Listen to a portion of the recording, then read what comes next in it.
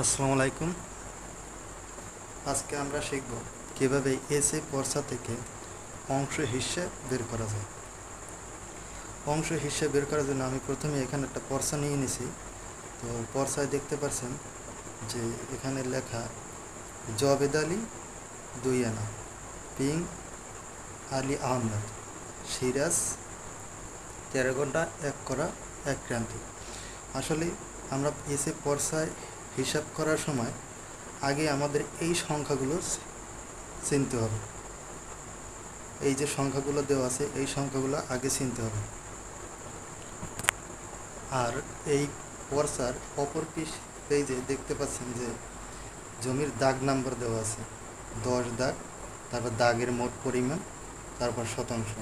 আর এখানে মোট শতাংশ দেওয়া আছে, এখানে মোট শতাংশ দেওয়া আছে। আচ্ছা চলুন তাহলে আমরা এই অংশগুলোর বা এই চিহ্নগুলো সম্পর্কে একটু জেনে নিই।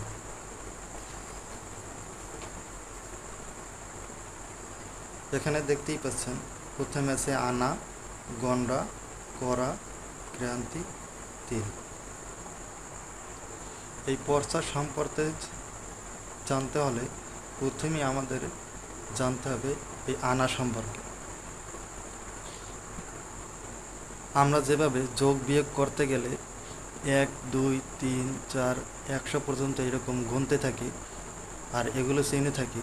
আর পর্সা বিষয় জানতে হলেও আমাদের আনা সম্পর্কে জানতে হবে এবং 1 আনা থেকে 16 আনা পর্যন্ত কীভাবে লিখতে হয়, চিনতে হয়, এগুলো জানতে হবে। আচ্ছা, এরকম একটা টার্ম দিলে এইটারে কয়া হলে 1 আনা। এরকম 2 এর মতো এরকম একটু উপরে টার্ম দিলে এইটা হচ্ছে 2 আনা। 9 এর মতো এরকম একটু উপরে ভাঁজ দিয়ে দিলে এইটা হইলেও 3 আনা।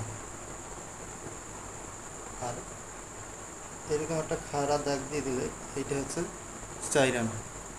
আমরা যেরকম 1, 2, 3, 4, 5, 6, 7, 8, 9, 9টা সংখ্যা 9 এবং এই 0 এরকম 10টা সংখ্যা লিখতে পারলে 1 থেকে 100 পর্যন্ত লেখা যেরকম সোজা, যেমন 1 আর এই 1 11 বা এই 1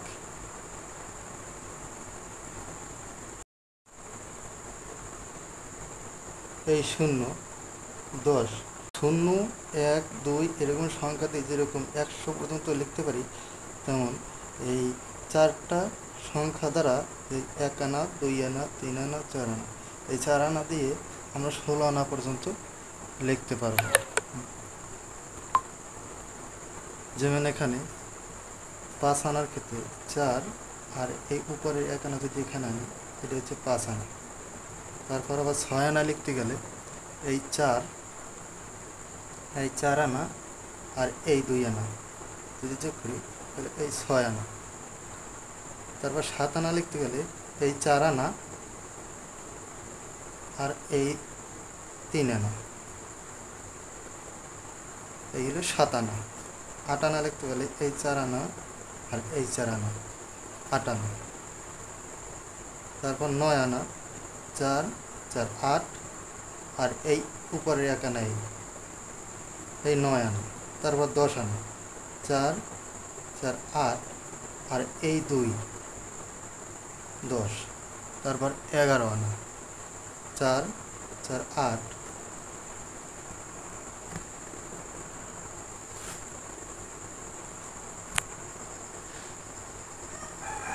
4, 4, 8 আর এই 3, 11 আনা। আবার 12 আনা লিখতে গেলে এই 4 আর এই 4, 8 আর এই 4, এই 12 আনা। আবার 13 আনার সময় এই 4, এই 4, 8 আর এই 4, 12 আর এই 1 আনা এই পেশে দিলে 13 আনা, 4 4 8 12,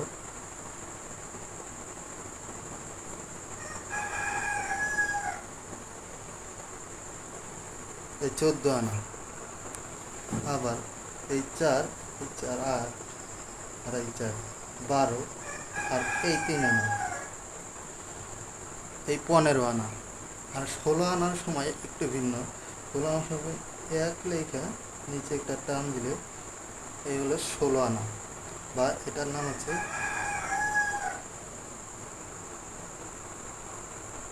16 আনা। এবারে আসি আমরা গন্ডার ক্ষেত্রে। গন্ডার ক্ষেত্রে 1 লেখা এরকম একটা ইলেক চিহ্ন দিলে হচ্ছে 1 গন্ডা।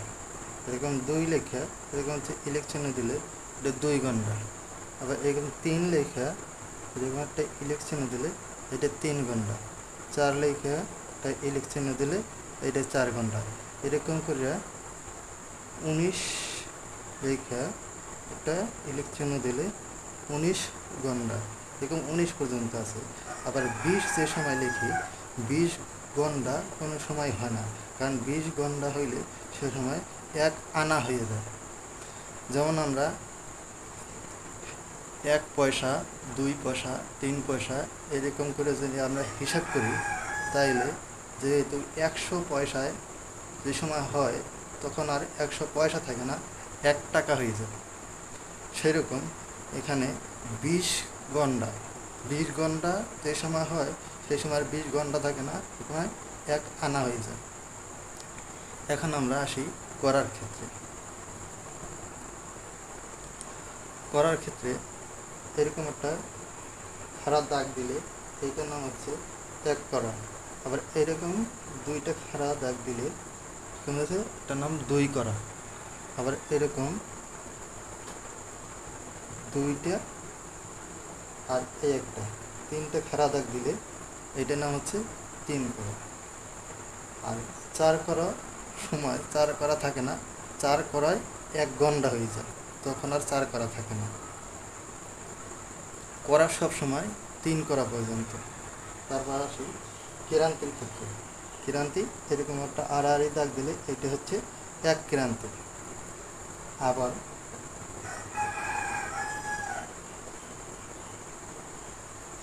এরকম 2টা দাগ দিলে এইটা হচ্ছে 2 ক্রান্তি। আর 3 ক্রান্তি, 3 ক্রান্তি হলেই সেখানে আর 3 ক্রান্তি থাকে না, তখন 1 করা হয়ে যায়। 3 ক্রান্তি সমান সমান 1 করা। এখন আসি আমরা তিলের ক্ষেত্রে। 1 লেখা 2টা ইলেক চিহ্ন দিলে এইটা হচ্ছে 1 তিল। 2 লেখা 2টা ইলেক চিহ্ন দিলে এইটা হচ্ছে 2 তিল। 3 লেখা 2টা ইলেক চিহ্ন দিলে এইটা হচ্ছে 3 তিল। এইরকম করে যদি আমরা 19 2টা ইলেক চিহ্ন, এইটা হচ্ছে 19 তিল। আর যদি আমরা 20 তিল লিখতে যাই, 20 তিলের সময় আর 20 তিল থাকে না, 20 তিলের সমান সমান 1 ক্রান্তি। যেরকম আমরা 1 থেকে 100 পয়সা, 100 পয়সায় 1 টাকা, তেমন 20 তিলে 1 ক্রান্তি। আবার 3 ক্রান্তি, 3 ক্রান্তির সময় আর 3 ক্রান্তি থাকে না, 3 ক্রান্তিতে 1 করা। আবার এরকমই 4 করায় 1 গন্ডা। আবার 19 গন্ডায় পর 20 গন্ডা সময় আর গন্ডা থাকে না, তখন 1 আনা হয়ে যায়, 1 আনা। এগুলো বোঝার জন্য আমি এখানে একটা সংখ্যা লিখি, যেমন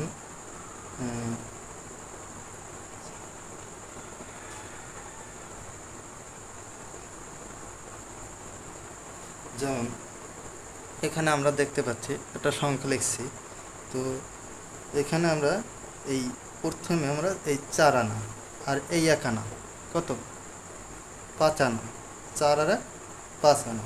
তারপর কি গন্ডার হিসাব, গন্ডা থাকে পরে, আনার পরে গন্ডা থাকে, তাহলে 6 মানে কি 6 গন্ডা। লেখার সময় অনেক সময় এই ইলিক চিহ্ন থাকে না, তখন আমরা বুঝে নিতে হয় যে ইলিক চিহ্ন না থাকলে কোনটা গন্ডা আর কোনটা তিল। এই সময় বোঝার ক্ষেত্রে আনার পরে সব সময় গন্ডা থাকে, আর লাস্ট পর্যায়ে থাকে তিল। এটা আমরা বুঝে নিতে হবে। যেমন 4 আর এই 1, এই যে 5 আনা, এই 4 আর এই 1, এই 5 আনা আর গন্ডা এই 6 গন্ডা। আর করার ক্ষেত্রে এই করা 1 করা আর ক্রান্তি, এই 1 ক্রান্তি 12 তিল। 5 আনা 6 গন্ডা 1 করা 1 ক্রান্তি 12 তিল। একইভাবে আমি এখানে আর একটা সংখ্যা লিখি, যেমন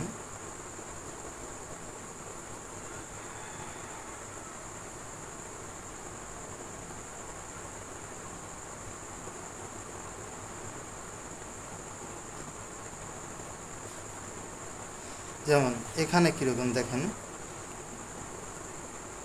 এইটা হচ্ছে 2 আনা, প্রথম কি আনা, তাহলে এটা কি 2 আনা। তারপর এটা কি 2 সংখ্যা, প্রথম আনার পরে গন্ডা থাকে, 2 গন্ডা। আর এটা পরে কি ক্রান্তি করা থাকলে তাহলে এই 1 করা আর এই 1 করা 2 করা, আর এই পাশে আর 1 করা 3 করা। 2 আনা 2 গন্ডা 3 করা, আর এটা ক্রান্তি 1 ক্রান্তি। একইভাবে আমরা যদি পর্চার দিকে তাকাই, তাহলে এখানেও দেখেন জবেদ আলী, এই দেখেন এখানে কত লিখছে 2 আনা, এই যে 2, এটা হচ্ছে 2 আনা। তারপর পরে সিরাজউদ্দিন আছে 13 গন্ডা, আনার পরে কি থাকে গন্ডা, করার আগে কি থাকে, এই যে করার আগে থাকে কি গন্ডা, তাহলে এখানে কত 13 গন্ডা। গন্ডার পরে থাকে কি করা, তাহলে 1 করা। তারপর থাকে কি ক্রান্তি, তাহলে 1 ক্রান্তি। এখানে লেখা কি, তাহলে 13 গন্ডা 1 করা 1 ক্রান্তি। নিচেও সেম 13 গন্ডা 1 করা 1 ক্রান্তি, এটাও সেম 13 গন্ডা 1 করা 1 ক্রান্তি। তবে এখানে 2 আনা 2 আনা। তারপরে এখানে কই, এই যে উপরে একটা খাড়া দেখ, আরও বলছিলাম যে খাড়া এরকম একটা দাগ থাকলে কত, এই যে খাড়া প্রথম যদি একটা খাড়া দাগ থাকে, এই যে গন্ডা 8 গন্ডার পিছনে খাড়া দাগ থাকলে কি 4 আনা 4 আনা। তারপরে কি 8 লেখে কি 8 গন্ডা, তারপরে কি প্রথমে একটা খাড়া দাগ, আর এই পাশে তার আর চিহ্ন, এটা হলে 1 ক্রান্তি। এই যে এখানে একটাই 1 ক্রান্তি। আবার একইভাবে লালবানু বিবি, এই যে 1 আনা, এরকম একটা পাশে খাড়া দাগ মানে কি প্রথম 1 আনা। তারপরে কি গন্ডা 6 মানে কি 6 গন্ডা, গন্ডার পিছনে আনা থাকে এই 1 আনা 6 গন্ডা। তারপর কি থাকে করা, এটার নাম 2 করা। আবার এরকম, তারপরে কি এই একটা টান এই একটা টান, 2টা টান এই 2টা টান, তাহলে কি ক্রান্তি 2 ক্রান্তি। তার মানে কি 1 আনা 6 গন্ডা 2 করা 2 ক্রান্তি। এখানে কি আনা, প্রথম কি আনা 2 আনা, 5 মানে কি 5 গন্ডা, 2 আনা 5 গন্ডা। এখানে সব মিলে যদি যোগ করি, তাহলে এখানে মোট 16 আনা হয়। এখানে এই যে দাগ নম্বর এবং দাগের পরিমাণ এবং শতাংশ, এখান থেকে মোট জমি এই নামে নামে বের করার জন্য দেখা হবে দ্বিতীয় পর্বে। ধন্যবাদ।